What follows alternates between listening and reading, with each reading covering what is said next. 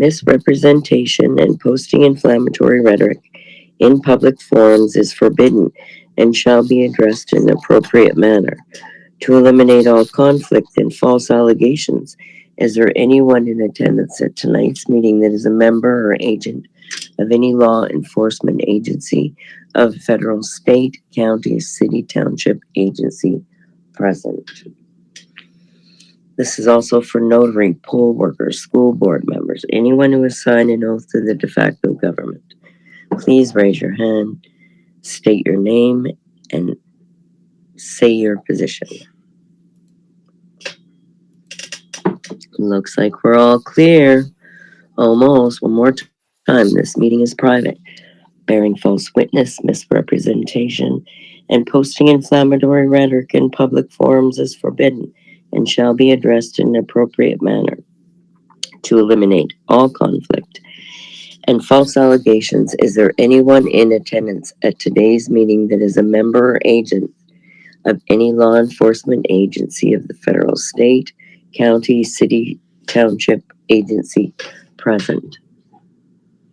This is also for notary, poll workers, school board members, anyone who has signed an oath to the de facto government. Please raise your hand, say your name, and state your position. And it looks like we're all clear, so take it away, Glenn. Okay, so like we talked about earlier, we have our live stream up on YouTube, and we have our, I've got the document ready to go. We're going to talk about a petition for a writ of Coram Nobis today. There's, you have to look in your local state and federal laws as far as, you know, whether this is applicable. It's an extraordinary writ, Coram Nobis, and what you're doing is you're bringing up some issues that weren't originally brought up in the original case.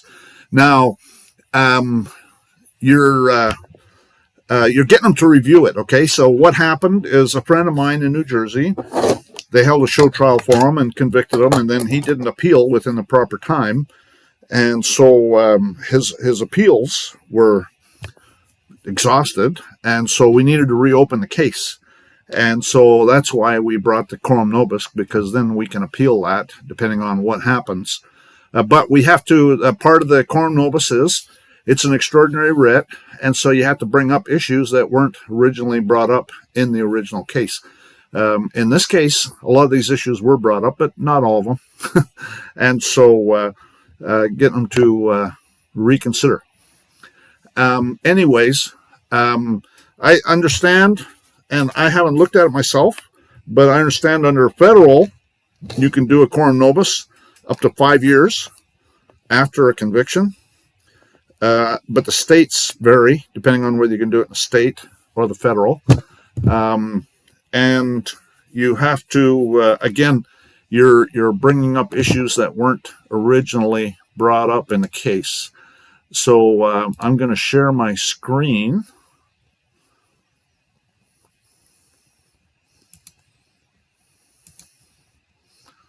So this is the Coram Nobis. This is, I've kind of sanitized it. So the arguments, so we're going to try and make it as big as possible so people can see it. What happened is we filed this petition for a writ of Coram Nobis about a year ago, and we didn't hear anything about it. And so the judge finally responded.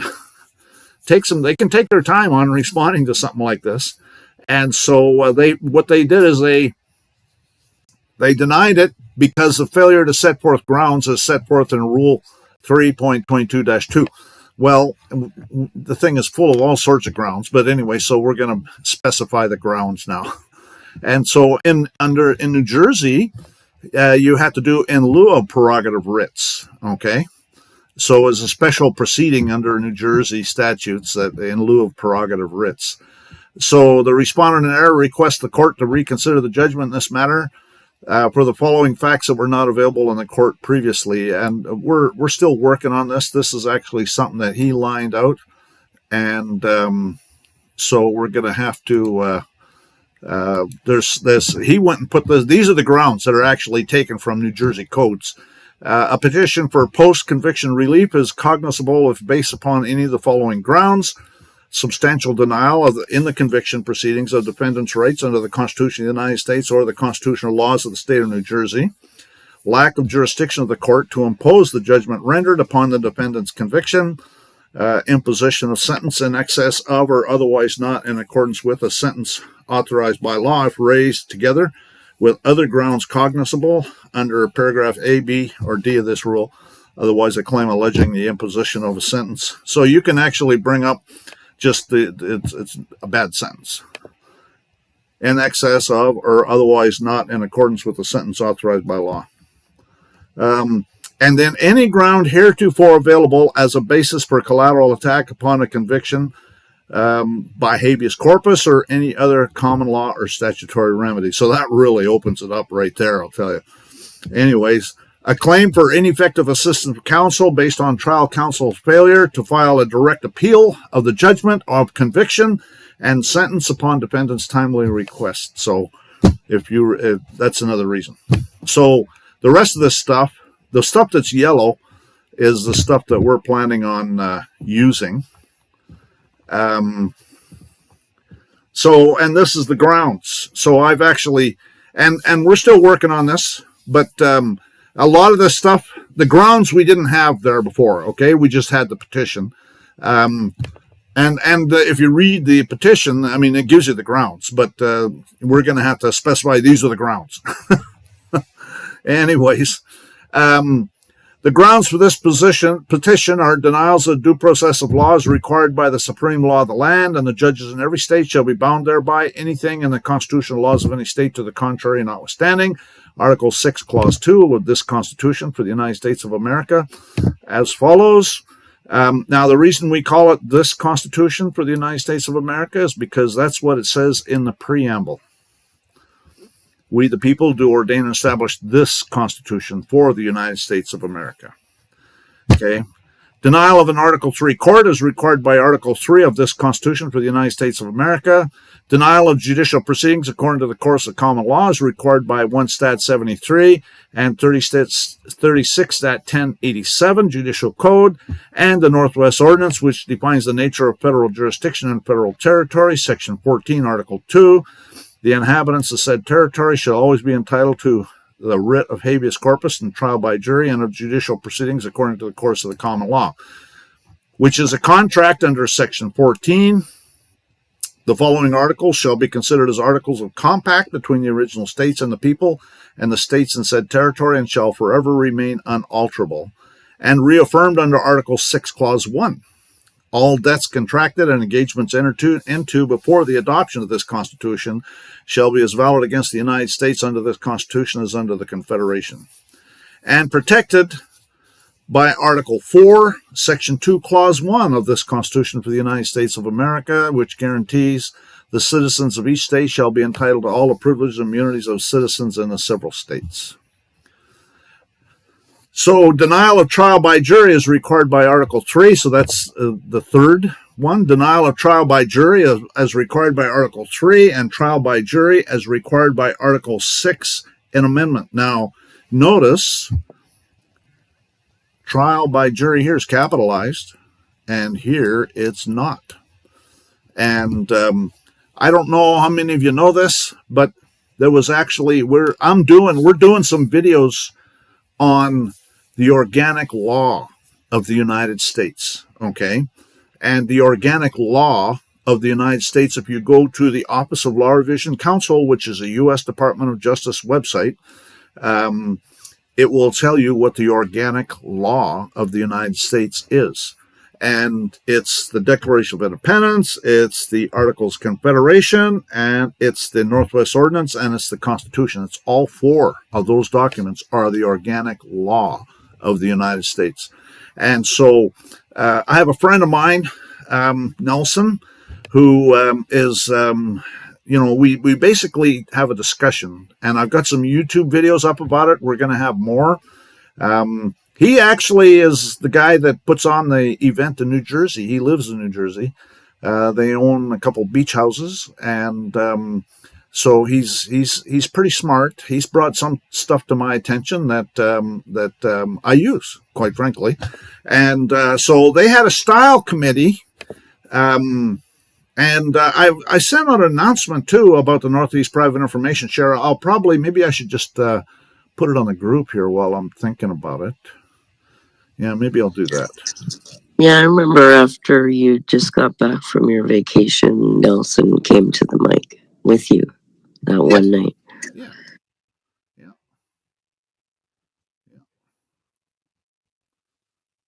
Yeah, so let me find the announcement, and here we go.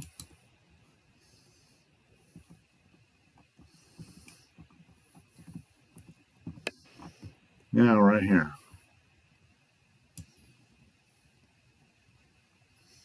I'll upload it to the page.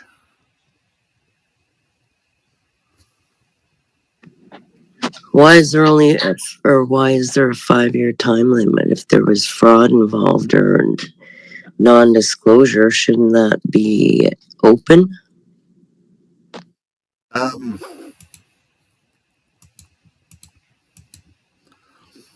There's other remedies you can do. Habeas corpus. There's other remedies you can do. There's always remedies. Some states, the 5-year time limit again is.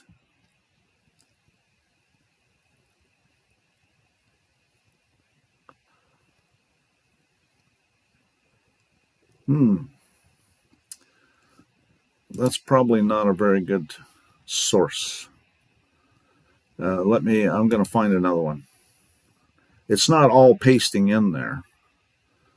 So.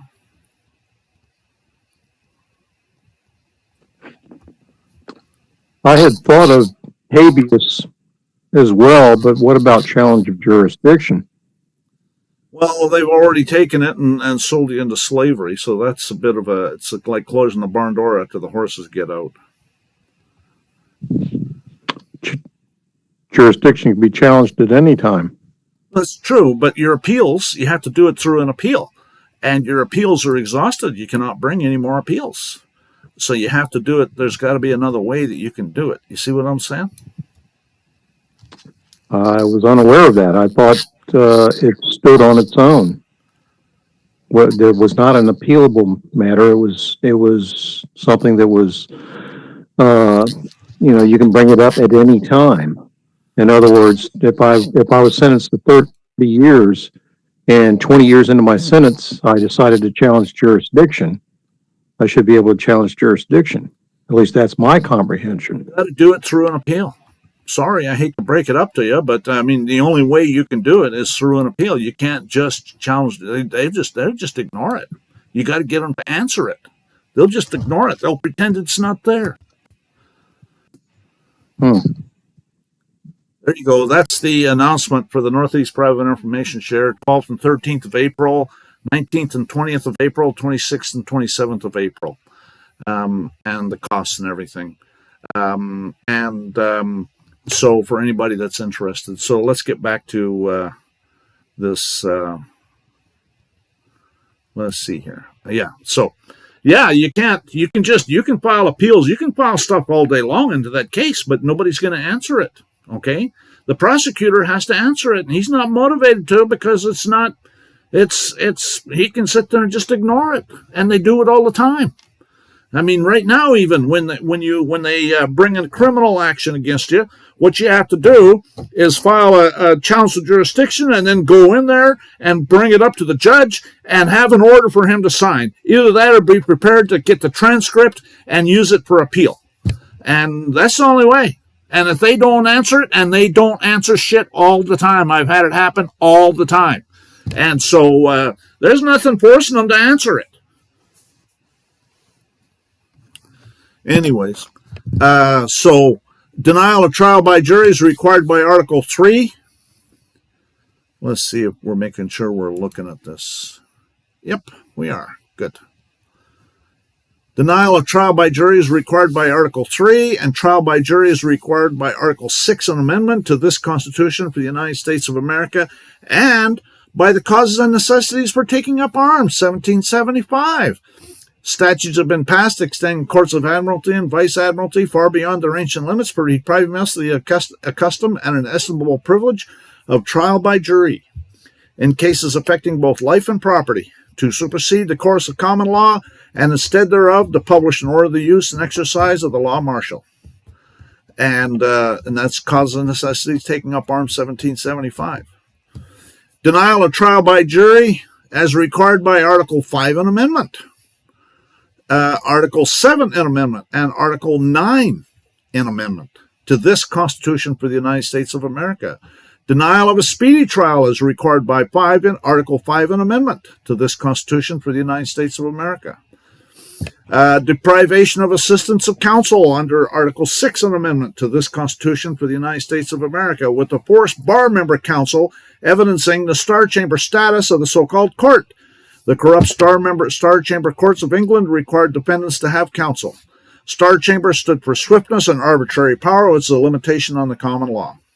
Eighth Amendment, excessive bail, cruel and unusual punishment. Failure to provide prove jurisdiction when challenged. So those are the ones. Glenn, Sorry, Glenn, you were going to explain the significance of the capital T for trial by jury and the lowercase t for trial by jury. well, the founding fathers had a style committee. There was a group of people. You know, I don't know if anybody's ever been to the Independence Hall in Philadelphia. I went there to look at it, and the building itself is probably about the size of like a 12 or 1400 square foot house. Okay, it's not a very big building at all, and where they held the convention was a room that was not much bigger than many living rooms that people have in their house nowadays. And so think about it. They had how many people in this room? And they're debating about how to do this constitutional convention and all the rest of it. They had the doors bolted. Nobody could leave until it was at the end. And there was a committee that their sole purpose in life was to decide what had to be capitalized and what didn't.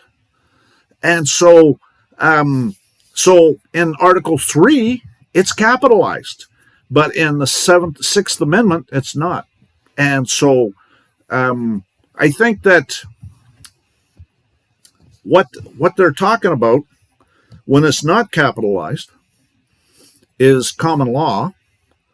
When it's capitalized, that's when it's subject to something else. And so I'm guessing, and so this is something that we still debate, but there was some reason. The reason the capitalization is absolutely critical, and there's a reason for it. And so we need to understand all of that. So we're actually having, like there's last Wednesday we had a video, we did a live stream. So you can go to my YouTube channel and you'll see the live stream that we talking about actually we're in there. We're going through the Declaration of Independence, and we only went through a small part of it. We're gradually going through all of the organic law. Okay.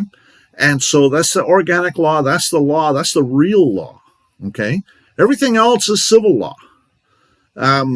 The only organic law is in the first 4 founding documents. That's the organic law. We have to understand that. Anyways, so I would suggest, I got a live stream. Actually, I don't think I have it scheduled yet for Wednesday, but we're going to have another one on Wednesday. And so I would suggest it'll be 7 to 9 Central Time when we're doing it. So I'll schedule it here pretty quick. I need to do that anyways. We do a live stream on Tuesdays and Wednesdays, and then on Friday too. This one's on Friday. And so the Tuesday one is at our Tuesday meeting. And then the Tuesday we're going to be talking about the organic law again. I'm not sure if we'll be able to live stream that. It's a little bit difficult. The sound is difficult to, we'll see. We'll try and have that live streamed. But But certainly it'll be Wednesday. Tuesday is from 11 to about 3. Thereabouts. It kind of moves around when we have those Tuesday meetings. But we'll be talking about the organic law.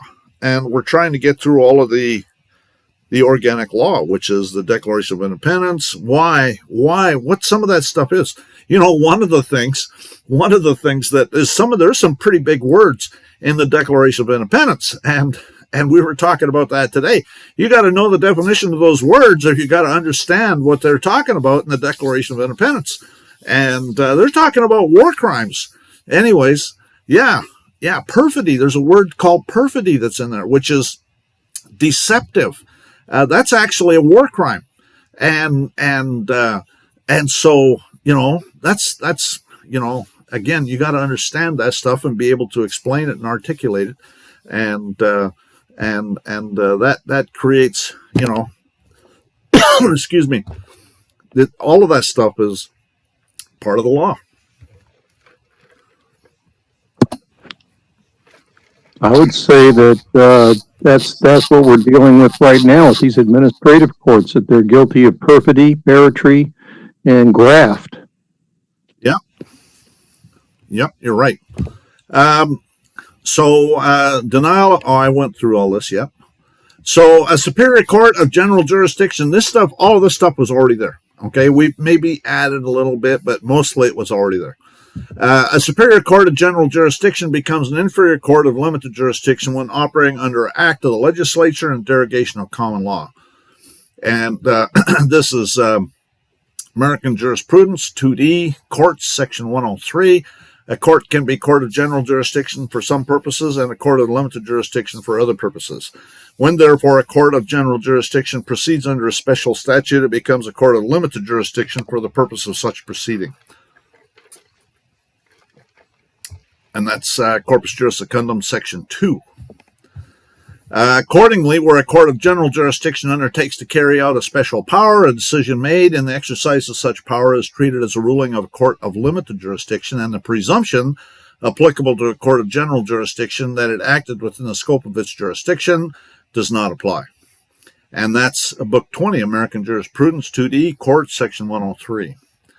It's familiar law that when a special statutory authority and derogation of common law is conferred on courts of general jurisdiction, such a court of general jurisdiction becomes quad hoc, a court of inferior or limited jurisdiction. An inferior court of limited jurisdiction acting under an act of the legislature is conducting an administrative proceeding for the executive branch. The word administrative is synonymous with the word executive. The word administrative connotes of or pertains to administration, especially management, as by managing or conducting or superintending the execution, application, or conduct of persons or things. Thus, administrative acts are those acts which are necessary to be done to carry out legislative policies and purposes already declared by the legislative body. In fact, it is common to use the two words in tandem. So this is a legislative act, okay? When acting to enforce a statute and its subsequent amendments to the present date, the judge of municipal court is acting as an administrative officer, executive branch, and not in a judicial capacity.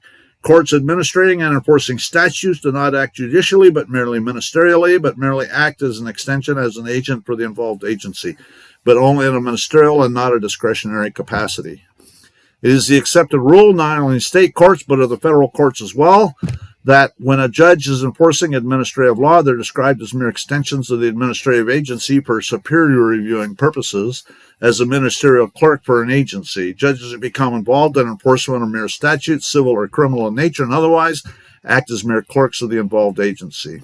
A judge ceases to sit as a judicial officer because the governing principles of administrative law provides that courts are prohibited from substituting their evidence, testimony, record, arguments, and rationale for that of the agency.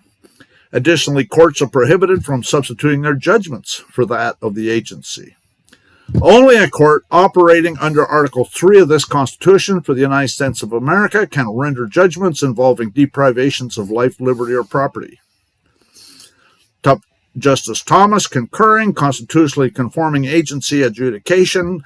Cases involving deprivations or transfers of life, liberty, or property constitute a core of cases that must be resolved by Article 3 courts. not executive administrator dressed up as courts. And that's Axon Enterprises versus FTC 2023. And that's Justice Thomas. That's new.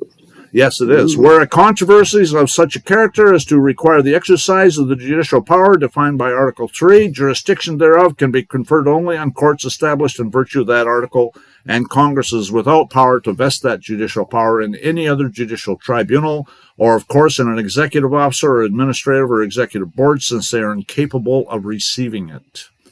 Williams versus United States, 1933, U.S. Supreme Court.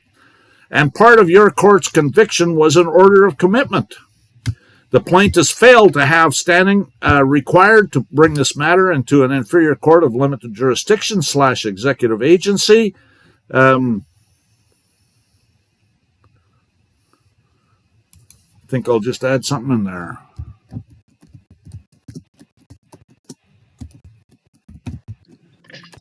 What? Not a setup for a nasty gram. Working for the legislature because it fails to be an Article 3 court. As a general principle, standing is invoked. The judicial process requires actual justiciable controversy as to which the complainant has a real interest in the ultimate adjudication because he or she has either suffered or is about to suffer an injury. Without standing, there is no actual or justiciable controversy, and courts will not entertain such cases. Typically, the standing inquiry requires careful judicial examination of a complaint's allegations to ascertain whether the particular plaintiff is entitled to an adjudication of the particular claims asserted. Whether one has standing in a particular case generally revolved around the question whether that person has rights that may suffer some injury, actual or threatened. Failure of this court to be an Article 3 court is a denial of due process of law because it fails to be a judicial proceeding. It's a fundamental right of a party to have a neutral and detached judge preside over judicial proceedings. Ward versus Village of Monroe, U.S. Supreme Court. And the judge was in bad behavior and failed to be an Article 3 judge. The judges both of the Supreme and Inferior Court shall hold their offices during good behavior. Article 3, Clause 1. Officer who acts in violation of the Constitution ceases to represent the government. No corporation, State of New Jersey, Inc., County of Cape May, Inc., City of Ocean City, Inc., has standing to say anything to any man. Standing comes before any jurisdictional issues, and failure to provide standing, to prove standing, is a denial of due process of law. And this is Rundle versus Delaware and Raritan Canal Company, U.S. Supreme Court, 1852. My opinion is, and has long been, that the mayor and aldermen of a city corporation or the president and directors of a bank or the president and directors of a railroad company or of other similar corporations are the true parties that sue and are sued as representatives and trustees of the constantly changing stockholders. A corporation, therefore, being not a natural person, but a mere creature of the mind, invisible and intangible, cannot be a citizen of a state or of the United States, and cannot fall within the terms of the power of the above-mentioned article, and can therefore neither plead nor be impleaded in the courts of the United States. That's obviously before the 14th Amendment. The 14th Amendment made it so they could. But the bottom line is they still have to have standing. The Forest Bar Member Council failed to be a council of choice as required by Article 6, an amendment to this Constitution for the United States of America. So what they're doing in this, with this friend of mine in New Jersey is they're assaulting them with a minor estate is what they're doing, because that's a corporation. The Forest Bar Member Council failed to be council of choice as required by Article 6, an amendment to this Constitution for the United States of America. In all criminal prosecutions, the accused shall enjoy the right of a speedy and public trial by an impartial jury of the state. That's the 6th Amendment. Let me go back here. I remember it said one of the grievances, denial of a speedy trial as it's actually Article 6 in amendment. Another way of expressing Axon versus FTC would be to say deprivation of core private rights. And that's from Thomas. and acts on. Let's see, where were we?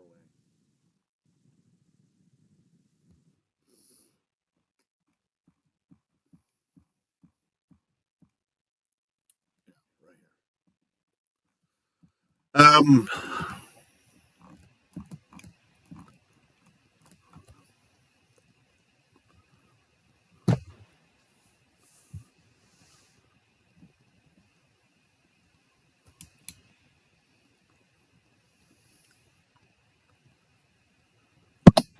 Well, we're using the text out of the case.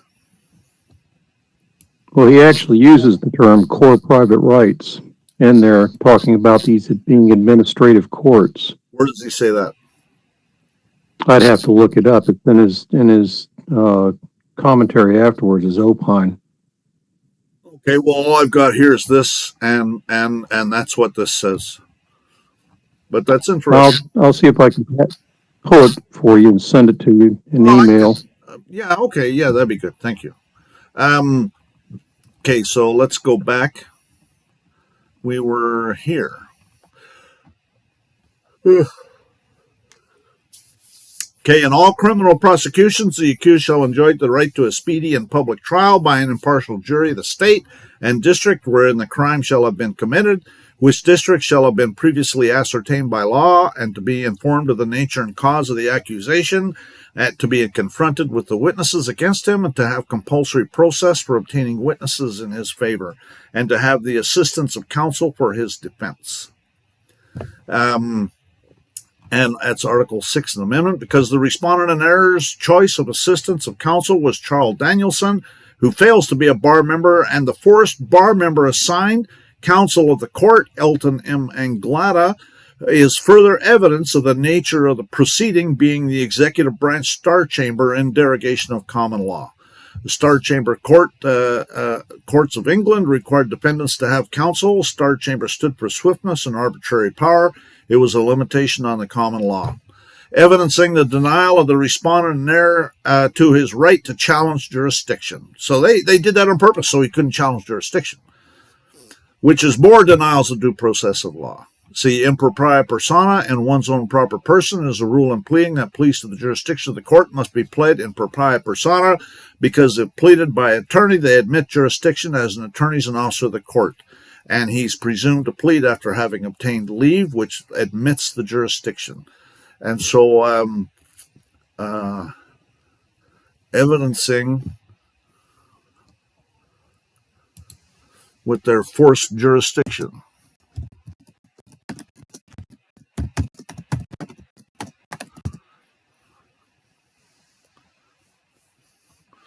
Which are more denials of due process of law. The respondent in error is entitled to trial by jury as required by Article 6 of the Amendment, which was demanded by the respondent in error himself, as well as the respondent in error's choice of assistance, Charles Danielson. And the trial by jury fails to be a jury trial, because a trial by jury is when the jury conducts the trial. And the War of Independence was fought over the denial of trial by jury. And this is the cause and necessities of taking up arms again. We already went through this. But instead, the respondent in error was provided a bench trial by a single jurist/judge, and trier of fact alone, which is another denial of due process of law. Due process of law is part of common law, and this court is operating in derogation of common law. And here's a bunch of court cases talk about common law. And I don't know if you want to go through all these. There's a bunch of them here. All of which is a denial of due process of law. So we got to reopen this case is the issue. And we're going to try and use this to reopen the case and appeal it.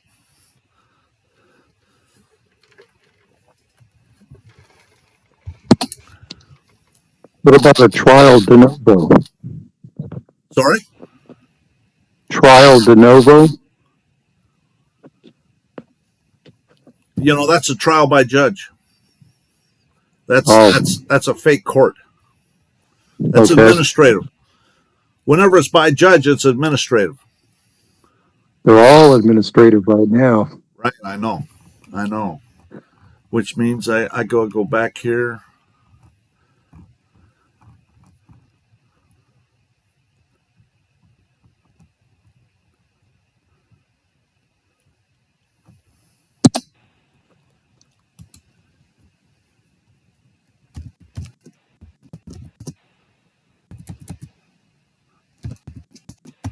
So we can't deny that good rulings are coming out, though.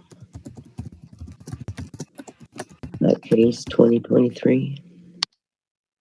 Sorry? Like, good rulings are being handed out. Like, they're not sitting very often. So, Well, the if fact that there's a they're good ruling, getting, it's not by the regular courts. The lower courts, you'll never, ever, I've never seen any justice come out of the lower courts, okay? You have to set it up for the appeal. And that's the only way you'll ever get it. They're kangaroo courts. There's no justice that happens in them. What you have to do, and that's what they've dismissed my case. And actually, I've decided what I'm going to do with my case, too. I'm going to file a notice of contempt. I'm sure they're going to love that. Matter of fact, I'm debating about whether I want to just mail it to them or not. So if I wanted to really be flagrant, I might take it down there and file it with the clerk myself. But I got to do it. I got to file a notice of appeal. And so I'm debating about whether I want to take the notice of contempt with me or just mail it in. I think I'm just going to probably mail it in. Anyways, so. Have you referenced the recent Chevron case in here? I don't think we have. I think we have to. We need to look into it. We have to keep it below a certain number of pages, if I remember right. But so that means we got to keep it short. But well, anyways, Chevron is very recent, and they're saying that these administrative courts are unconstitutional. Yes, I agree. Well, that's obvious, and so we're bringing it up. But they're pretending that they're a real court, and so you got to bring it up. And so that's what the purpose of this Coram Nobis is. And it's the same judge. It's going back to the same judge. And so that's what a Coram Nobis does, is it goes back to the same judge. And they're pretending that the minor estate is a real thing. I know. So what happened is it's going back to the same judge, and we're just trying to get the case reopened so that we can appeal it. And so far the judge has denied it because we didn't provide the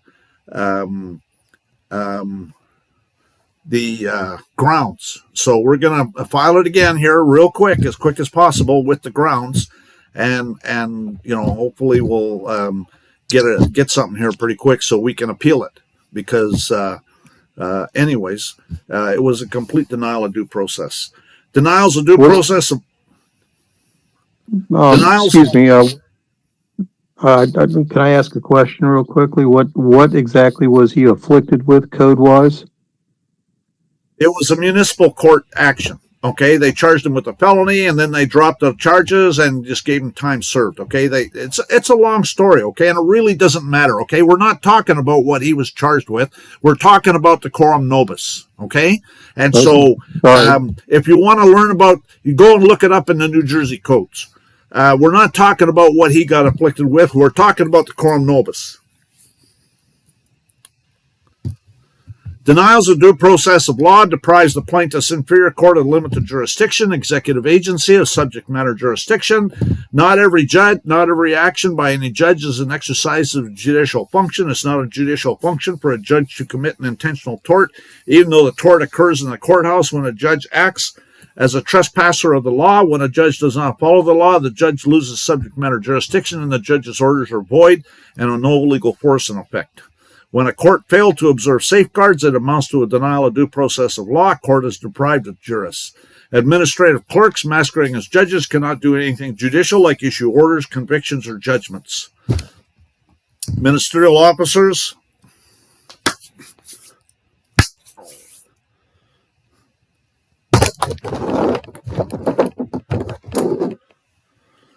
Anyways, ministerial officers are incompetent to receive grants of judicial power.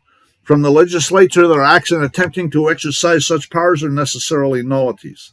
Where there is no jurisdiction, there's no judge, the proceeding is as nothing. Such has been the law from the days of Marshal Saya.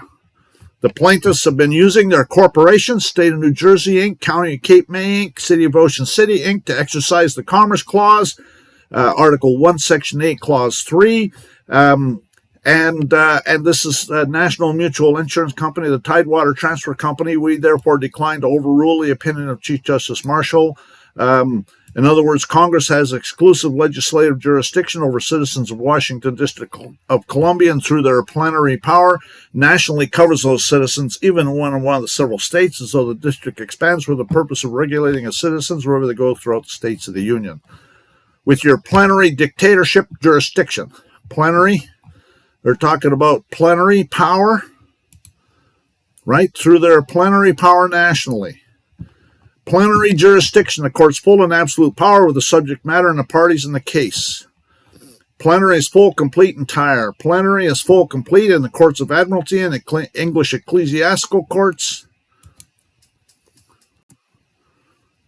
Causes or suits in respect of the different course of proceedings in each term plenary are summary. Plenary are full and formal. Suits are those in which the proceedings must be full and formal. The term summary is applied to those causes where the proceedings are more succinct and less formal. It's a kangaroo court. Plenary is a plenary power, is a plenary authority's complete and absolute power to take action on a particular issue with no limitations. And that's Wikipedia, which is not a very good source, but this is all in Legal Information Institute, which is Cornell Law School, which is a good source. Plenary power is complete power of a particular area with no limitations. The term is often used to describe the commerce power of Congress. Under the Commerce Clause, Article 1, Section 8, Clause 3, Congress has granted full power over interstate commerce. The court has found that states are not able to pass laws affecting interstate commerce without the permission of Congress, and bring the District of Columbia outside not exceeding 10 miles square in violation of Article 1, Section 8, Clause 17. Matter of fact, I should italicize this.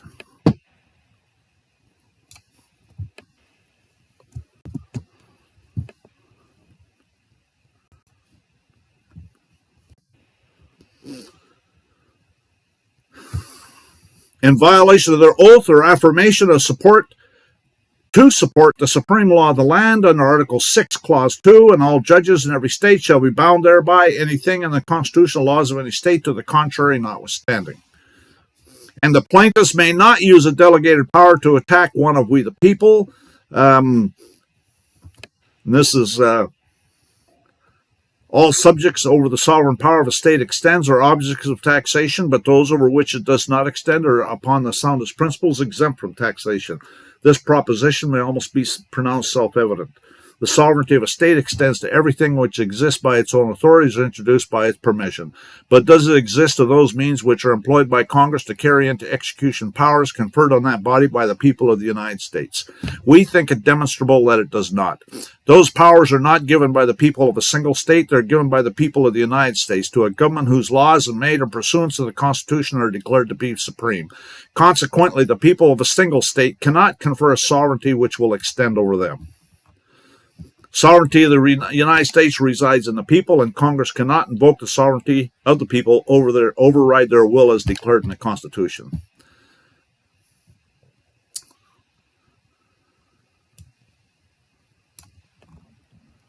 Actually, I need to change that font.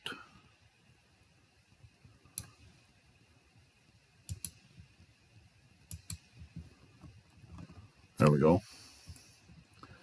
The state of New Jersey bar members and their inferior legislative maritime court failed to be a trial by a jury and absolutely failed to have anything to do with common law in violation of 1 Stat 73 and 36 Stat 1087 Judicial Code. It's an administrative hearing that failed to have an Article 3 judge, but was an executive branch administrator working for the legislature, which means any ruling or decision was a bill of pains and penalties, which is similar to a bill of attainder, because the inferior legislative court are an extension to the legislature, and there's no Article 3 judge present. Therefore, it's non-judicial legislative act targeted at the respondent in error in this case. A bill of attainder means a legislative act, no matter what their form, that apply either to named individuals or to easily ascertainable members of a group in such a way as to inflict punishment on them without a judicial trial. A bill of attainder is a special legislative act prescribing punishment without a trial for a specific person or group. Bills of attainder are prohibited by the U.S. Constitution. Bill of Pains and Penalties, a legislative act, though similar to a bill of attainder, prescribes punishment less severe than capital punishment. Bills of Pains and Penalties are included in the U.S. Constitution's ban on bills of attainder, Article 1, Section 9, and Article 10, Clause 1, I think. Yeah, Article 10, Clause 1. Article 1, Section 10, Clause 1. Preamble posterity. The respondent in error has ancestors who owned land in Pennsylvania during the War of Independence and also volunteered to serve on the militia. Therefore, the respondent in error is posterity as found in the preamble. He is entitled to right of blood, and no civil law can destroy right of blood because all the laws of Congress and all the laws of New Jersey are civil laws. And this court, as well as all the plaintiffs, are operating under power which is derived from the respondent in error as posterity, and the maxim says the power which is derived cannot be greater than that from which it is derived. Therefore, it's impossible for the respondent in error to give any of these plaintiffs or their bar member handlers or this court any authority over the respondent in error. And John Marshall, Chief Judge of the Legislative Inferior Court of the United States, agreed and said it's impossible for the respondent in error as one of we the people to confer a sovereignty which will extend over him. And that's McCullough versus Maryland again. And the respondent in error is exempt from these plaintiffs because and from all of the claims of their bar members, not because of any formal conception or obsolete theory, but on the logical and practical ground that there can be no legal right as against the authority that makes the law on which the right depends. And the respondent in error requires this court to regulate their property under Article 4, Section 3, Clause 2.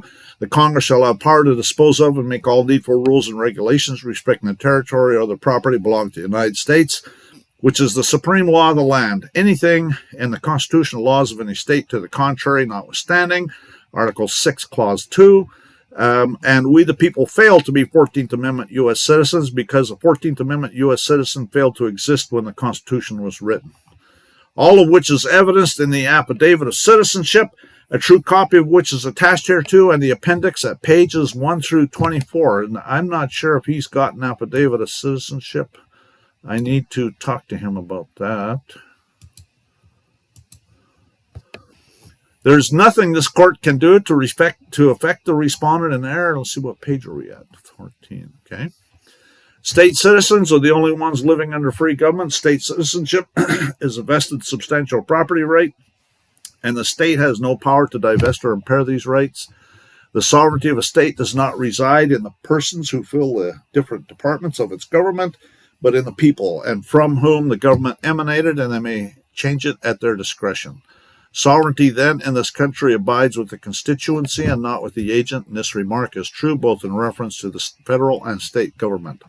The plaintiffs in this case have repeatedly called the respondent in error a sovereign citizen, and it is true, as evidenced by the resolution of Congress, because we have a Republican form of government. There we are all sovereign citizens, as evidenced in House Joint Resolution 183, dated May 3rd, 1940, at 54 Stat 178, where it says in the preamble, whereas it is desirable that the sovereign citizens of our nation be prepared for the responsibilities and impressed with the significance of their status in our self-governing republic.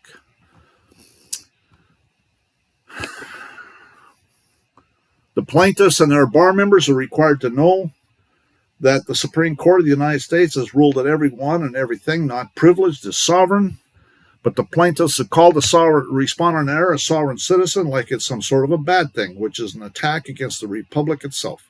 And the plaintiffs have repeatedly issued letters of barque and reprisal and have taken reprisals against the respondent in error in support of their targetedjustice.com website to show a long train of abuses and usurpations pursuing invariably the same object. Events is designed to reduce them under absolute despotism, which is an attack against the republic itself, which is why the respondent in error is so sad and disappointed, because it looks like the judge is giving aid and comfort to the enemy in a time of war, or is mistaken. The original Constitution of the United States, dated September 17th, 1787, has never been declared void and is the oldest written Constitution still in effect today. Now, some of this stuff this is a lot of this stuff here is stuff that we've talked about in other documents, and this is stuff we're adding into this one. So I don't know. Do you guys want to go through all of this? We've talked about it before, or we could skip down to. So we're going through this stuff about the fact that and the Northwest Ordinance, and actually we cover that up top too. Maybe we should thin it down a little bit. Legislative statutory law, maritime code.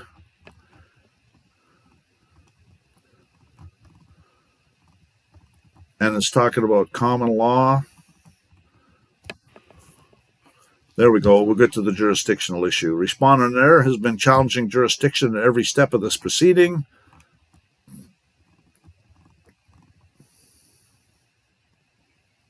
Actually, I've been tweaking it here.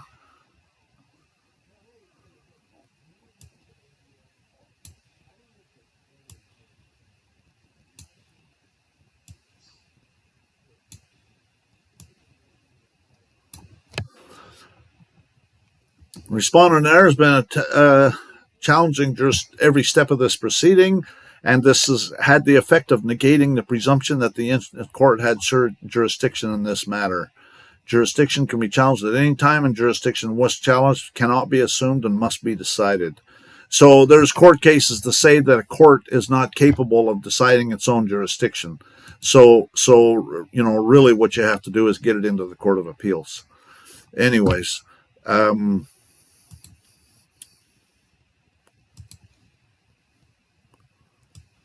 because the court can't decide its own jurisdiction. Technically, they weren't supposed to move forward, and the prosecuting attorney was supposed to take it to a higher court. Once you challenge jurisdiction, that judge is supposed to be unbiased and is supposed to kick it back to the prosecuting attorney and discharge the matter. I agree, but they're not. They want to sell you into slavery is what they do. Then he's practicing law from the bench in his private capacity. I agree. But you got to win your case before you can sue them. So, anyways, jurisdiction cannot be waived. Nelson at these meetings? Sorry? Does Nelson attend these meetings so that we might get some more insight into this, or? He'll be on the one on Wednesday. He's right now somewhere else. He's doing something else. Oh, okay. So I asked him if he wanted to come on tonight, and he said no. So that's fine. He's somewhere else. He's actually visiting here from New Jersey right now, but eventually he's going to go back to New Jersey sometime between now and April when I go there. He comes down here, in the wintertime because there's nothing for him to do up there anyways. And because the tourist season's when it's really busy, and so he's busy up there, and that's like from May till October.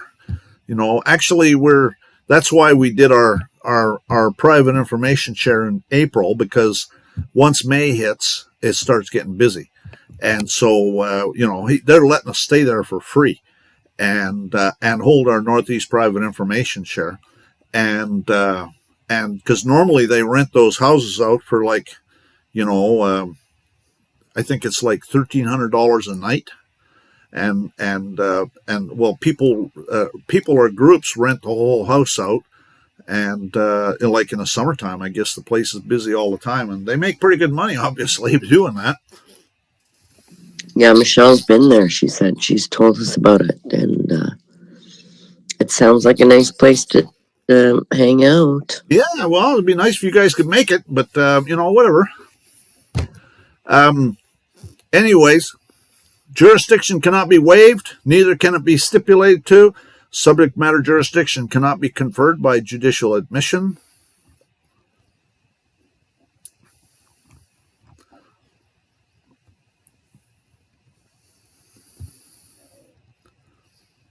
Because Andrea herself filed a motion to modify, alleging in pertinent part this court has continuing exclusive jurisdiction of this suit. It could be argued that she made a judicial admission that the trial court had subject matter jurisdiction or is stopped to deny the court's jurisdiction. However, subject matter jurisdiction cannot be conferred by agreement, nor can it be conferred by estoppel. If subject matter jurisdiction cannot be conferred by agreement or estoppel, then it cannot be conferred by judicial admission. Once the respondent in error challenges to the subject matter jurisdiction of this court, by the above, respondent in error's challenges to the subject matter jurisdiction of this court, on the filing of a complaint, jurisdiction presumed. However, once jurisdiction is challenged, the presumption of regularity is lost and the jurisdiction must be proven before the court can reach the merits of the case or take one step further. Whether a pleader has alleged facts that affirmatively demonstrate a trial court's subject matter jurisdiction is a question of law reviewed de novo. Likewise, whether undisputed evidence of jurisdictional facts establishes a trial court's jurisdiction is also a question of law.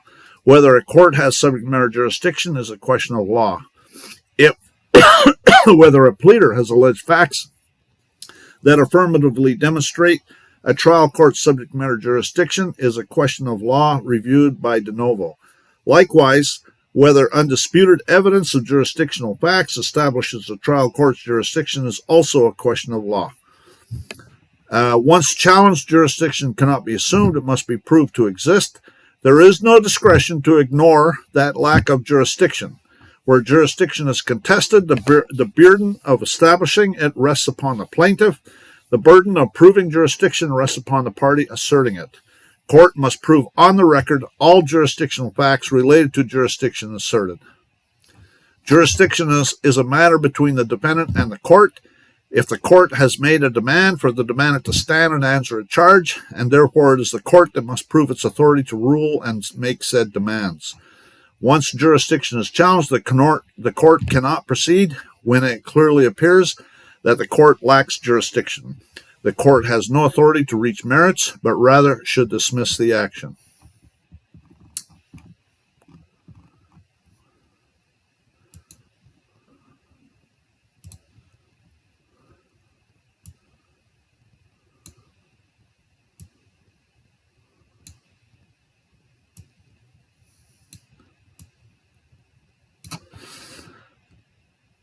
The court cannot reach any of the merits of the case before jurisdiction is proven. Determining the existence of a subject matter jurisdiction is a threshold inquiry, and a claim is properly dismissed for lack of subject matter jurisdiction under Rule 12b-1 when the district court lacks the statutory or constitutional power to adjudicate it.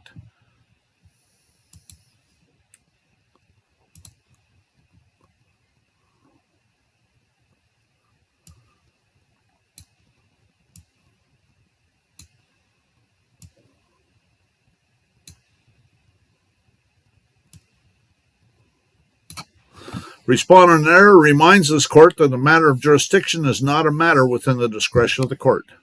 Subject matter jurisdiction is the essential party of the authority of a court to decide a case, and it is never to be presumed and cannot be waived. The reviewing court determines whether subject matter jurisdiction exists as a question of law, subject to de novo review. There is no discretion to ignore that lack of jurisdiction. The burden shifts to the court to prove jurisdiction.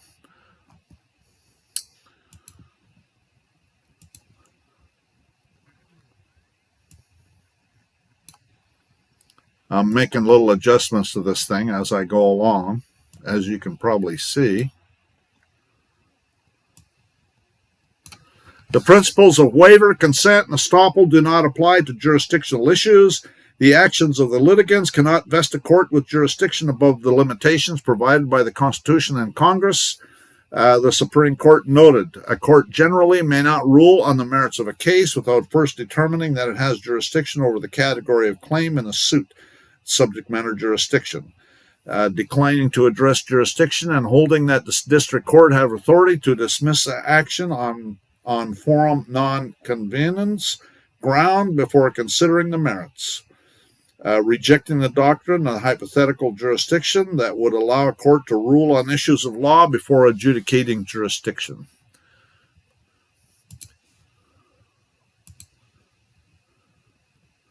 Plaintiffs have failed to prove jurisdiction.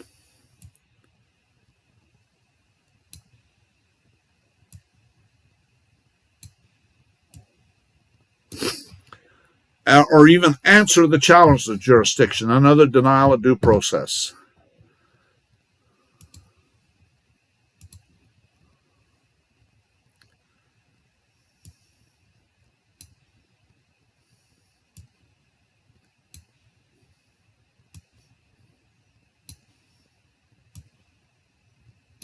If the plaintiffs fail to provide jurisdiction, the court is required to presume the proof fails to exist. And so he was convicted. So the judgment of conviction is absolutely void and a nullity. A void judgment is one which from its inception was a complete nullity and without legal effect. A void judgment is one which has no legal force or effect whatever. It's an absolute nullity. Its invalidity may be asserted by any person whose rights are affected at any time and at I any am place. of the earth. I just messaged you. I'm sorry. I apologize, guys. My last name Thompson. Yeah, we have a chat going on here right now. What are you guys discussing? Well, maybe you should be quiet and find out. Yeah, I Go just ahead, muted Glenn. him.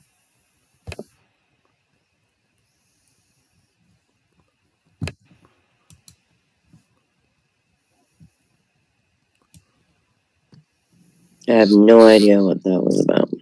I muted him, so there won't be any more.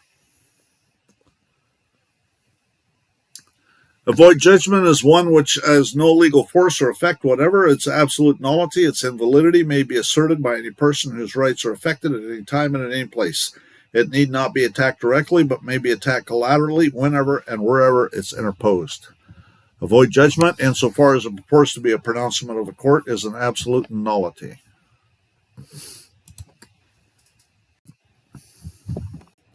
A void order may be attacked either directly or collaterally at any time.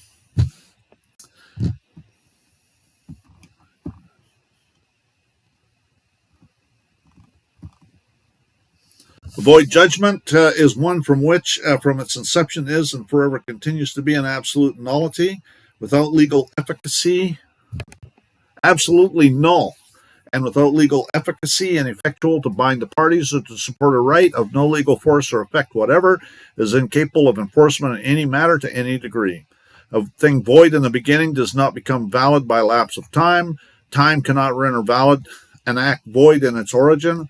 Things valid from the beginning cannot be made valid by subsequent acts. See, this is what I'm going to put in my nastygram when I sent them that notice of contempt. Things invalid from the beginning cannot be made valid by subsequent act. Once a fraud, always a fraud. What is otherwise good and just, if sought by force or fraud, becomes bad and unjust.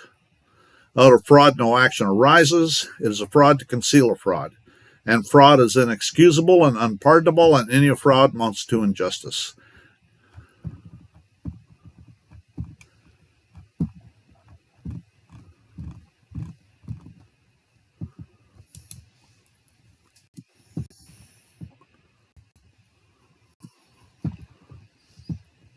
And the judgment is brutum fulmen.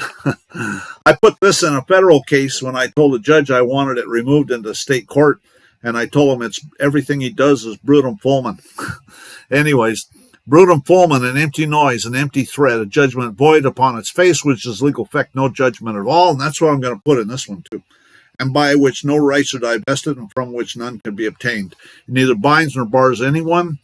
Black's Law Dictionary, 4th edition. Wherefore, premises considered, respondent error moves the court to dismiss this case with prejudice and vacate all previous judgments in order. And that's it. So the rest of it is the certificate of service. So that's the Any other exhibit? total of that's 27 pages. We got to look at the rules. We might have to shrink it down, but you know, that's it basically. So that's the Coram Nobis that we're planning on filing. Might I make a suggestion? If you want, you could use exponent numbers in there and strip all or most of those court cases and put them on as an attachment. Well, go ahead, knock yourself out. I know what I'm doing, and you can do it your way if you want. I wouldn't do that, but go ahead and knock yourself out. I was just suggesting. I mean, you can make it as difficult as you want. I mean, really. I mean, they say in the federal rules, if there's local rules that they say that if your brief is less than 10 pages, then if it's more than 10 pages, you have to put a table of contents and a table of authorities. And so, yeah, if you want to do that shit, I'd rather not. Quite frankly, it's a lot of work. And so there's nothing in the rules to say anything about having to do that. And so I ain't going to do anything that's not required by the rules. Okay, I'm not sure if we're communicating. You know what I mean by exponent numbers, right? It really doesn't matter.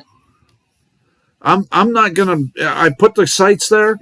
They can look them up if they want. He is anal about these sites. He goes and looks them all up and makes sure that it says what it says. And there's some of these sites he doesn't like, so he won't use them.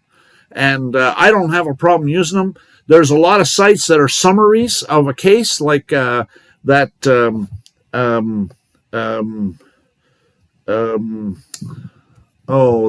case that says the government can only interface with corporations. Doan's administrators. Yeah. And people don't like that, but it happens to be a summary of about 5 pages of that case. And people don't want to use it. Go ahead, sabotage yourself. I don't give a shit. It's not my problem. If you're too stupid to use it, then that's your problem, not mine.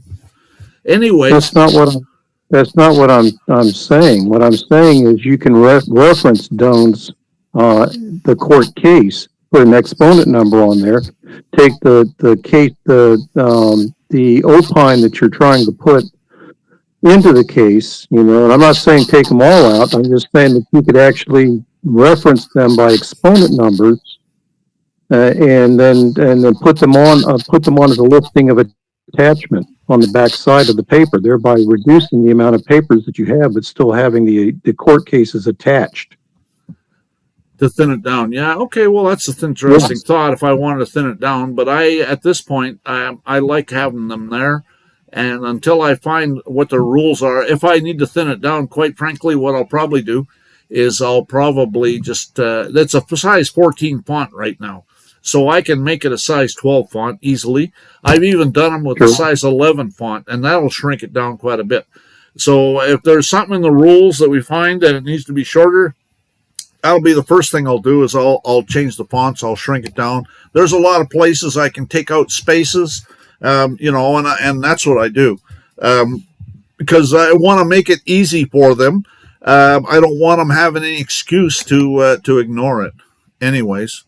Well, another thing you might think about too is if you're being redundant with regards to a case, if you put the opine in first, just reference the case, because you've already put the opine in if you're going to use it further into the document, and that would help thin it too.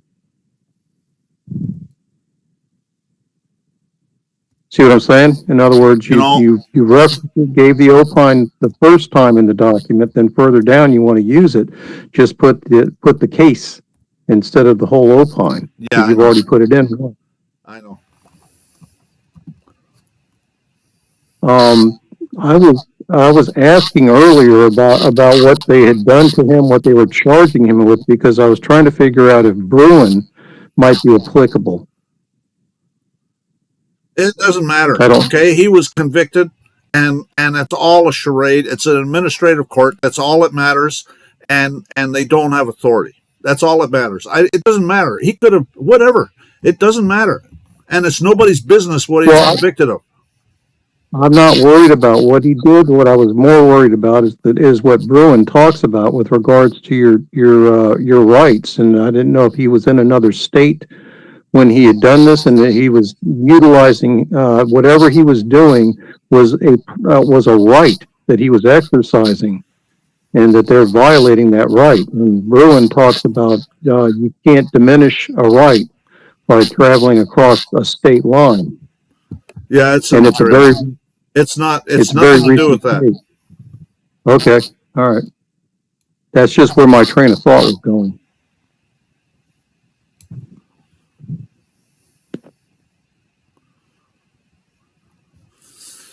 Anyways, I'm going to look over YouTube here and see if they have any questions.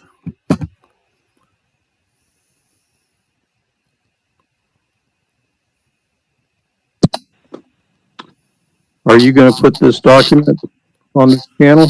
Doan's Administrators is spelled DOANS, Administrators. It's a 1793 case.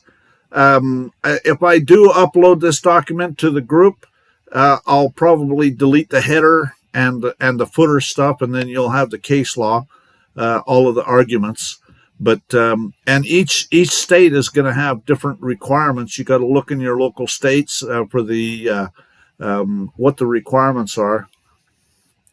But to sanitize it for him, because we haven't even filed this yet, and so it's if it was filed, then I'd probably just upload the whole thing. But it's nobody's business who he is at this point. Well, I don't want to put you to any extra work. The only reason I generally am interested in your documents is because I'm always trying to collect ammunition, if you were, court cases, and I got most of the ones that you had in there, but you always seem to have extras, and I like building my library. Well, there's nothing wrong with that, and I can upload it, but I'm going to sanitize it first if I do. Well, I can actually, I don't want to put you to extra work. I can wait until you do file it. And it becomes a matter of public record. If you remind me, I'll be happy to provide it then, I suppose. I caught the video that y'all did on Wednesday, and I was listening to you and Nelson talking, and I've actually emailed you today, and you sent me the documents. Am I correct in assuming that as y'all go further into the rest of these organic laws, that as you go through the documents, the other ones that he got from the library are going to be made available? Well, didn't you send me an email today asking me for the Word files, the best one, the text? Yes, I got two documents. I got the Northwest Ordinance. I didn't get the Declaration of Independence or There's the all of them, Constitution. all of the Word files. I sent you all of the Word files, so you need to look because I sent you all the Word files. I sent you what you asked for, but I sent you all the Word files. That's what you wanted. Yeah, I got two Word files. No, there should be more than two. Okay, well, that's what I'm saying. I did not get the Declaration of Independence or the Constitution. I can email you again and ask for those. Somehow they didn't come through. I just didn't know if that was your email right here. I have your email right here. And I'm looking at 6 documents filed. So you need to look at your thing. You're not seeing it. I don't know what your problem is on your end, but I'm looking at the email I sent, and there's 6 documents attached. So either, I don't know, maybe you got vexed or something. I don't know. But I sent you, the email I sent you has 6 documents attached. I'll take a look and see if I've missed something. Anyways, I'm just looking on the YouTube channel and seeing that there's a lot of comments, but I'm not seeing any real questions.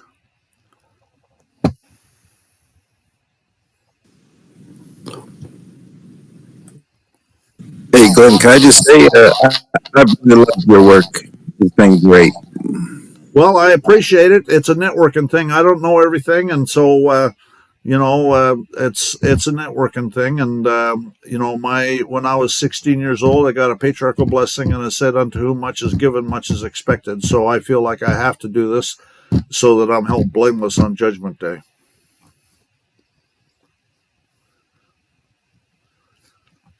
And if there's anything I've learned, it's warfare. Okay, you have to understand that it's warfare. and so the best defense is a good offense. That's why they say you have to be belligerent, right? Yeah.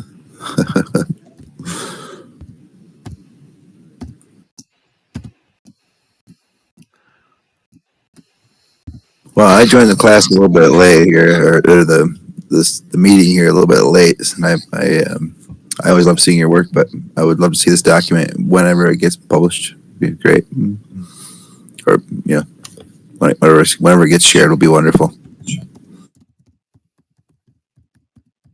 Well, we're not finished with it right now, and then plus it has Yeah, been I heard that.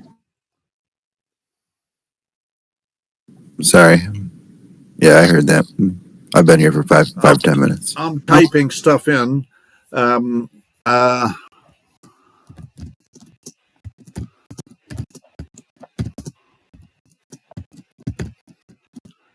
so there's people on YouTube that are asking questions. So they wanted to know Doan's administrators, and then I'm telling them that this is We Are Law on Telegram. So if they want to, they have to get on Telegram and join the group on Telegram.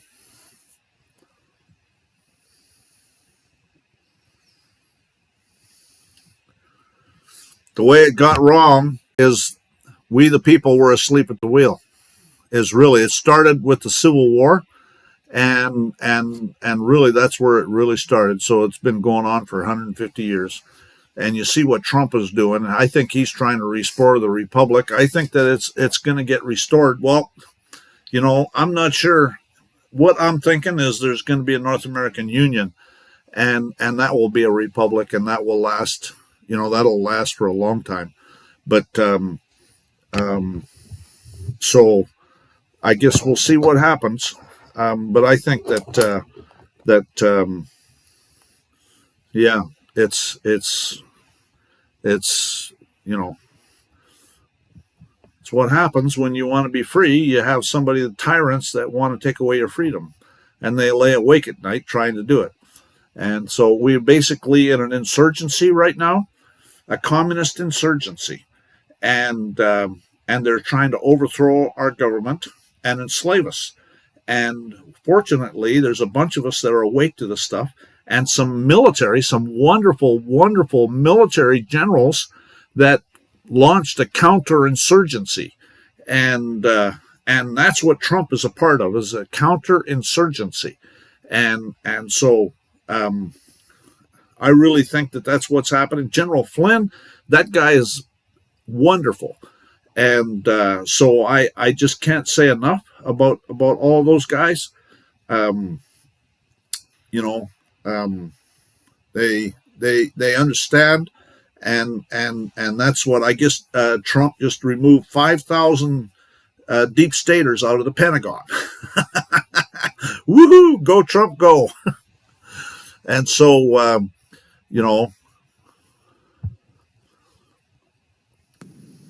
maybe they ought to send some of these generals around to round up some of these family court judges.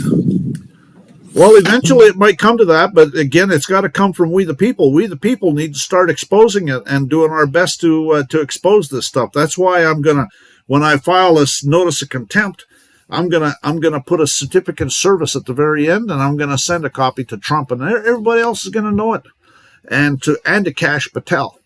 And so we'll see what happens. That's all I can say. But I can tell you this for a fact. When in Trump's first term, he had Jeff Sessions as the Attorney General, and I filed a 200-page criminal complaint against Jeff Sessions, and he came out and started bad-mouthing Jeff Sessions. And we all know what happened with Jeff Sessions. He got removed. And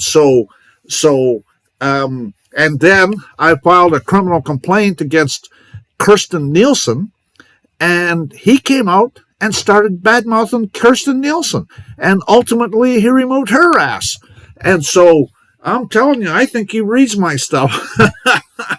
Anyways, I have no proof, but I'm telling you, when I send that stuff to him, I think he gets it. I think he reads it, and so I think he understands what's going on. And so by all means, I can't imagine how many people are sending him stuff. And so maybe he's got teams of people that read that stuff and give him a synopsis or something like that. I don't know. But, I sent him my book, and he sent me a letter back saying, thank you for the thoughtful gift. And so, anyways, yep. Anyways, so anybody have anything else? I'm looking at the chat on YouTube, and I don't see anybody really need. People do need to wake up. You got that right. And people are big time. Anybody got anything else? I think we might as well wrap it up. It's only been going for about an hour and 20 minutes. But unless we have something else we want to talk about.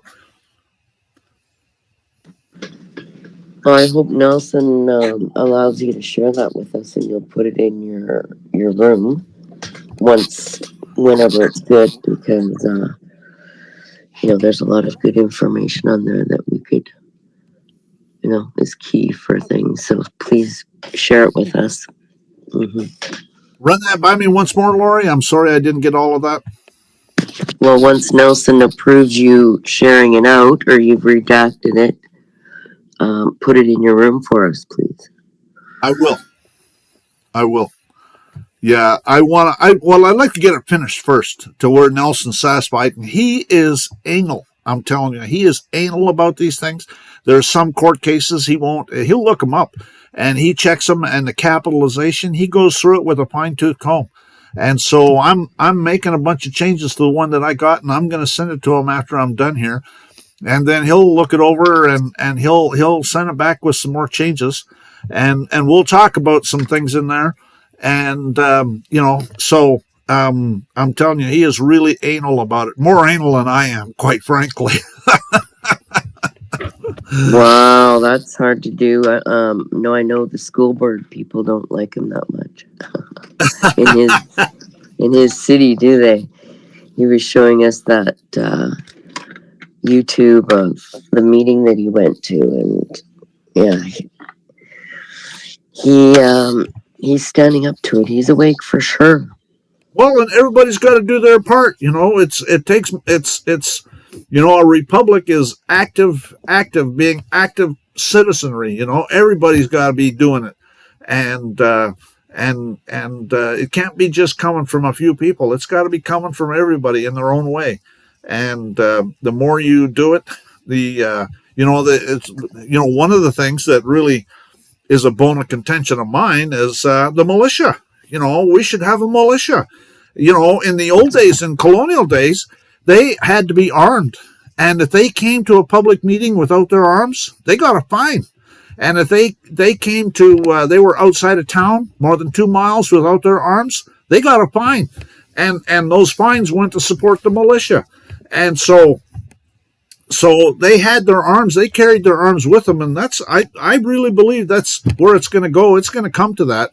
I've heard that, matter of fact, I'm hearing lately that Comey, the former FBI director, he's going to get indicted. Okay, he knows it's coming.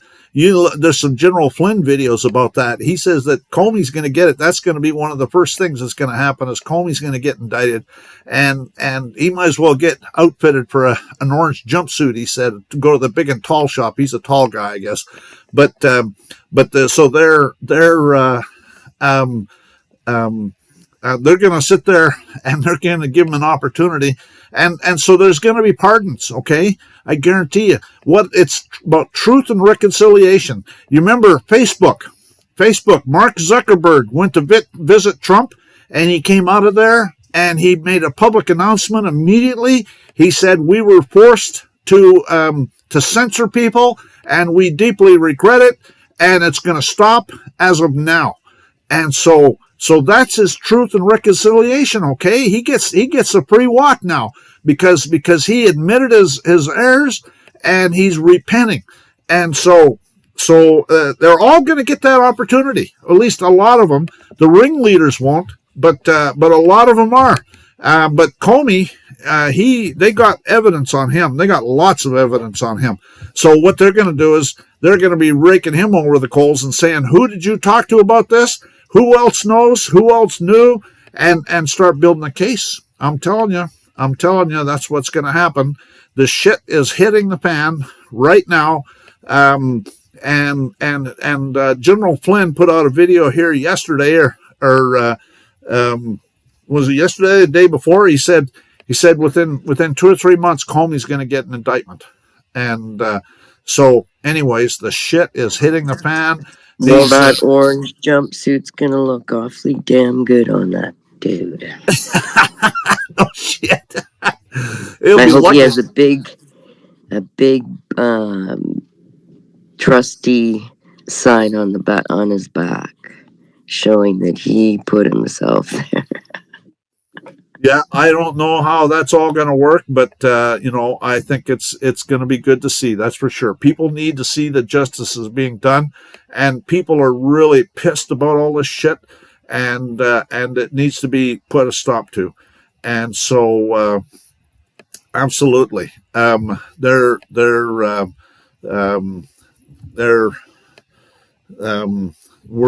going to see huge things happening over the. Cliff High said, in the next 6 months, he said that it's just going to be absolute chaos, and then in the summer it'll basically level off, and we'll get used to it all. And he said, but the chaos is going to be going through the roof, and so there's going to be people, there's going to be indictments, there's going to be trials, and they've gone in Guantanamo Bay. They're going to go to Guantanamo Bay. And so that's too good for him. I said that. That place is too much good for him. I agree. There's what's happened is a friend of mine goes to flea markets. He sells cell phone accessories and everything at the flea market, and he said the flea markets are dead because all the illegal aliens, they won't go there. They're scared to death. Because the rumor is they're going to send the illegal aliens to Guantanamo Bay, so they're leaving on their own. There's a mass exodus of them just leaving because they don't want to go to Guantanamo Bay. Wouldn't hurt my feelings. What's that? Hey, Glenn, it wouldn't hurt my feelings if they did exited on their own. Hey, I checked my email, and I don't know what happened this morning, but everything's there that you sent me. Yeah, so, I know what I said. I appreciate it. Okay. Well, like I said, I was just telling you from my end. All I saw this morning was two. Okay. But all the rest of them are there, and I thank you very much for that. Did you catch Cliff High talking about he got assaulted and had to defend himself, and he's basically changing up his mode of operation now? Instead of going places by himself, he's going to be going with people. I don't know if he's being targeted or something, but he had to defend himself physically against some thugs. He was, I think that's old news, quite frankly. I don't know what video you watched, but he puts out all of his stuff on Substack. Anything new is going to be on Substack. And so that's where I would go, is Cliff High at Substack. Plus, he does, sometimes he'll do something on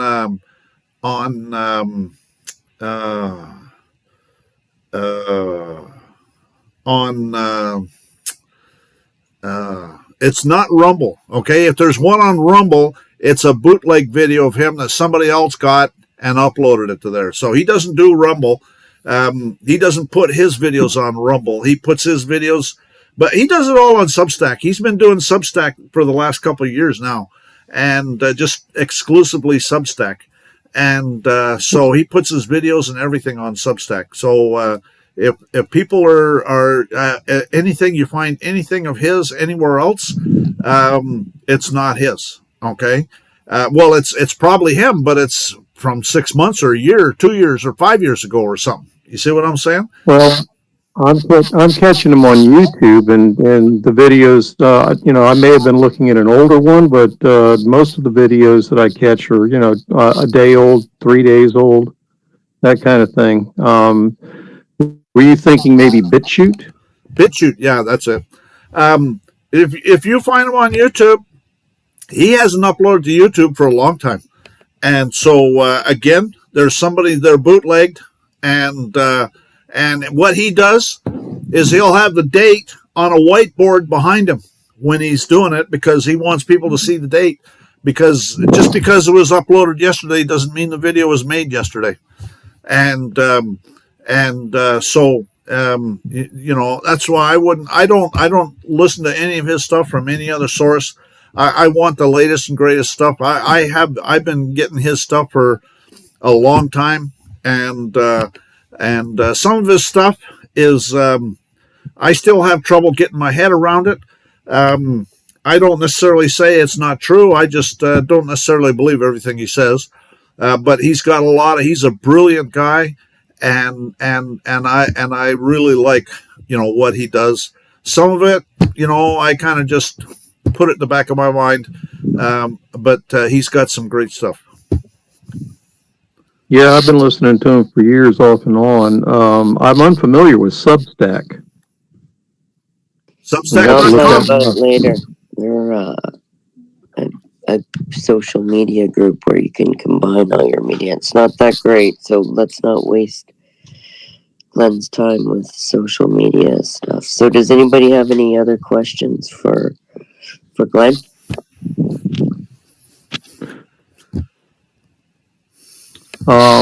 I do, regarding habeas corpus. So if this doesn't work out with regards to this court process and the writ of Coram Nobis, I have been hearing, since they believe we're under martial law from the Civil War, that you might be able to get them into a UCMJ court with a habeas corpus. Just a thought. That might be possible. It depends on which state you're in.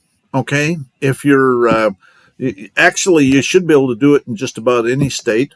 But it's a little bit more difficult to argue, like if you're in New Jersey, because New Jersey was never at war, although the martial law was imposed in New Jersey as well as everywhere else. Matter of fact, there's the Ex parte Milligan case, where that guy was in Ohio, which was not one of the southern states, and all he was doing was speaking out against Lincoln, and they arrested him and charged him and put him on trial and sentenced him to death by hanging, and he sent a handwritten habeas corpus to the Supreme Court, and so Ex parte Milligan is the answer. And I think Ex parte Milligan is why in the rules of the Supreme Court, it says, Rule 45, it says that all mandates of the Supreme Court come under authority of the President of the United States, which means there's really no separation of power. I think Lincoln was pissed when the Supreme Court issued that ruling. So anyways, wah.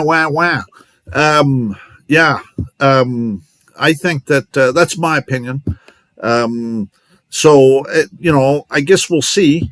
I agree. A habeas corpus, that was another thing we were thinking about doing with this guy. We wanted to open up the case, the original case, and overturn it, because then if we do that, then we can sue him. If you do a habeas corpus and you win on a habeas corpus, you can't sue him. And so he wants to sue him.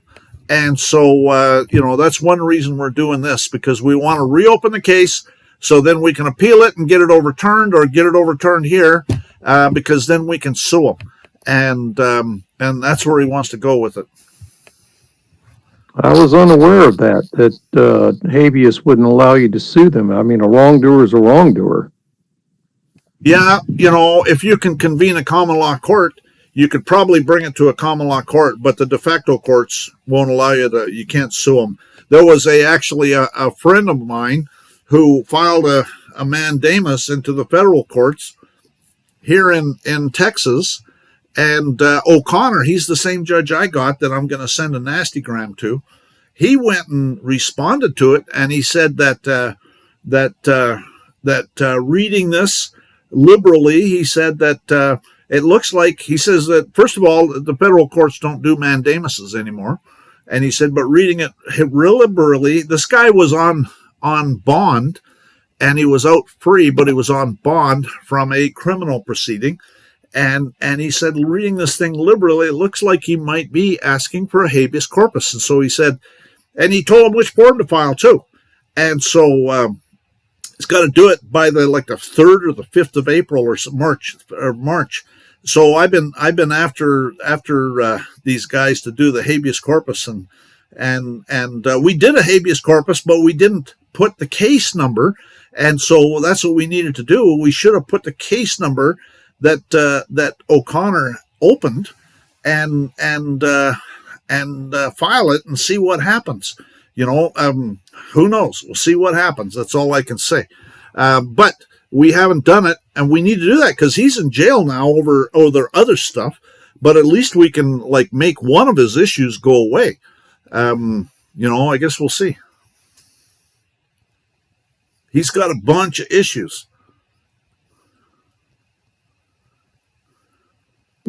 You're not referring to Nelson?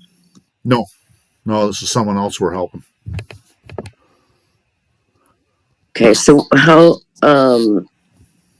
is everybody done with that? Because I wanted to ask Glenn about how his brother's making out up here in communist Canada.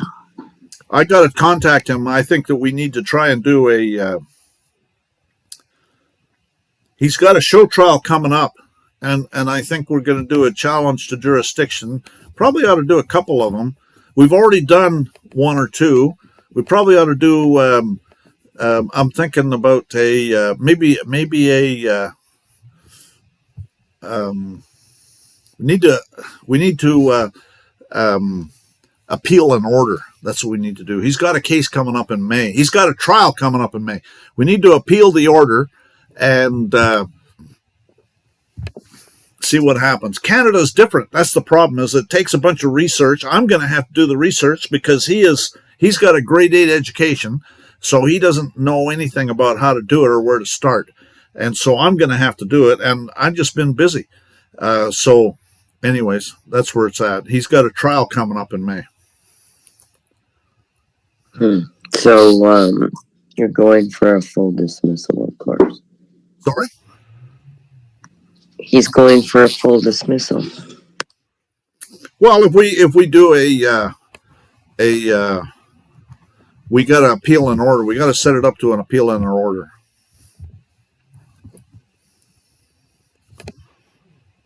That's probably the best thing to do. It's a traffic matter, but they keep harassing him. He is a bit stupid, in my opinion, and he think the problem would just go away, and it didn't. And they assaulted him again, and so now he knows that he's got to deal with the matter. And this is in Alberta, in communist Alberta. Yeah, Queen's Bench. Yeah, the bitch. Queen's Bench, you said it first, but that's what I was going to say first. So isn't that King's Bench? Thank you for saying it first. Unreal. Isn't that King's Bench now? Well, I don't know. Is he really a king? Come on. King of what? Yeah, no joke. Don't get me going, but no. So yeah, I don't want to keep you any longer, but I wish your brother and Nelson both all the best in all of this and all of his cases. Just keep on. We've been hearing lots of success stories. This week we heard a couple, and then 5,000 dumbbells gone out of the penguin Pentagon, so that should help dry up the swamping.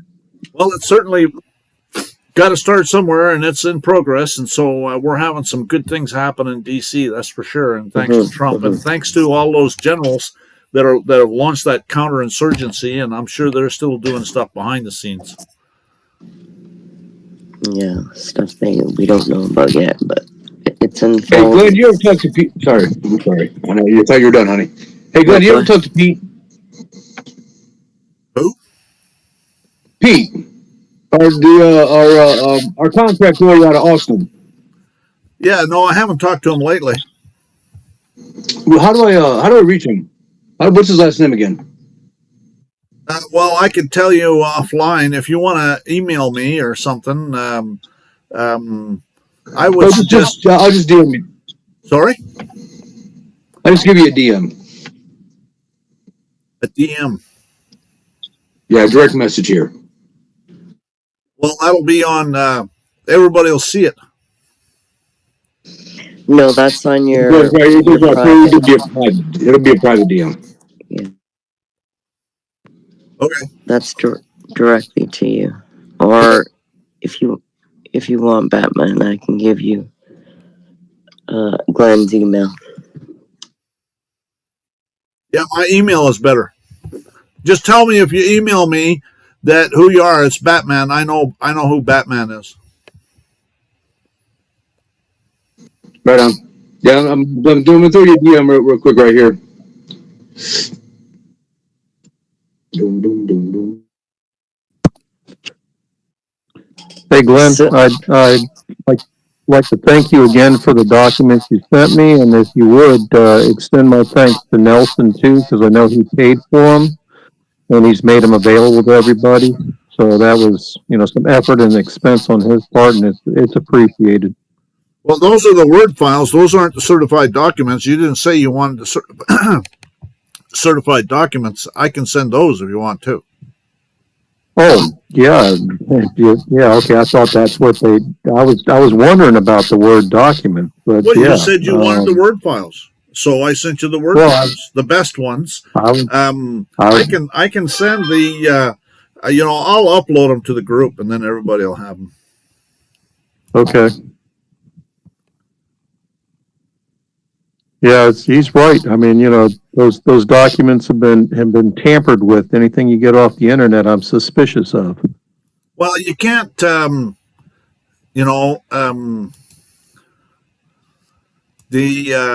ones that I'm going to send you are hard to read. And what he did is he went through them and just looked at the capitalization and stuff like that. But they're hard to read. They're PDFs. They sent him paper copies, and so these are PDFs of those paper copies. And so they're PDFs, and then it was scanned up, right? Yeah, that they would have done that with pen and ink on vellum originally. So, but I'm kind of used to looking at stuff like that, looking at land patents and such. So, yeah, if you can send me the PDFs, that'd be wonderful. But you can post them on this channel as well. I'll upload them to the channel. Okay. Thank you. Thank you. Appreciate it, Glenn. Yeah, no problem. Anyways, if that's it, then we'll see you next week. Same time, same place, same channel. I guess so. I have same bad time, same bad channel. Very good, Glenn. That's funny. There you go. Same bad time, same bad channel. no problem. No, I had a bad lawyer joke, but we've heard enough about liars tonight, so I'll try and critique it so it's really good for next week. I'm uploading these documents, so if you want to tell us a lawyer joke, I'll be willing to listen. You mean a liar joke? A liar joke, yeah, that's right. Okay, but I only know half of it, so it's gonna really suck. Half of it? Half a joke? I've never heard of such a thing. Okay, well, I'll tell you the half now, and then next week I'll get the other half down pat. But the first half is a liar walks into a bar. Guess what the bartender says to him? Who knows? There's no ambulances coming here. Okay, I'm not sure I get that. Well, the next part you ambulance chaser. Oh, ambulance chaser, right? So that was half the joke. So this is going to be a serial joke. the other half revolves around pinpointing exactly what kind of liar it was. Okay, well, so we'll get part 2 next week. I told you I'm a bad joke teller. Well, This that is was what we do. funny. This is how we do it in Canada.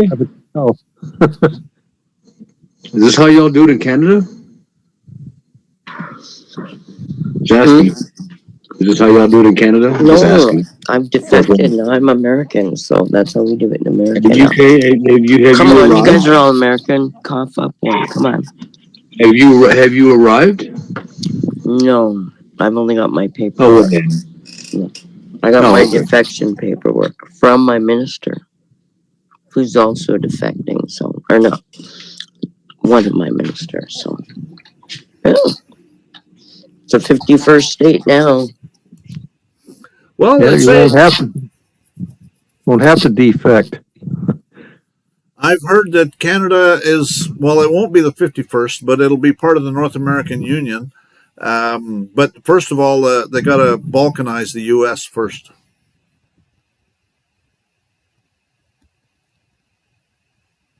What does that mean? Vulcanize. Balkanize. It's going to break up. I've heard that they wanted to make the states individual. Well, they are under the Like all Republic. federal anyway. They are under the Republic. We're not. It's all we have. All we have is a bunch of corporation that's got corporate governors involved. But the states are already independent. Okay, so Self-governing republic.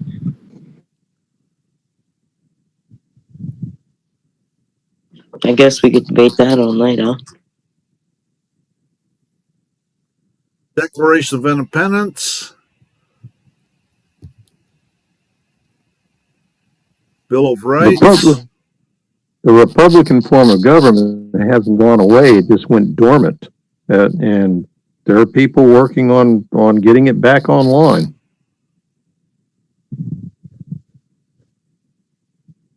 Yeah, then they'll probably then they go ahead and re-sign the ICCPR. That way, your articles 1 through 19 won't be or will be self-executing, because you will have a right to self-determination, your free will, your free speech, your free activities, the self-determinating republic. Not this corporate bullshit. Yeah, well, you didn't lose those rights, and those are God-given. That's right. That's right. As long as you're able to stand in your square, you know who you are.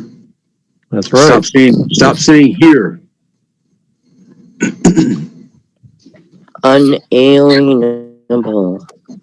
So, Glenn, is there Cannot anything else? be transferred, cannot be sold, cannot be conveyed, cannot be moved. I They're like sticky balls. They're all over you. I like unalienable. Can't put a lien on my rights.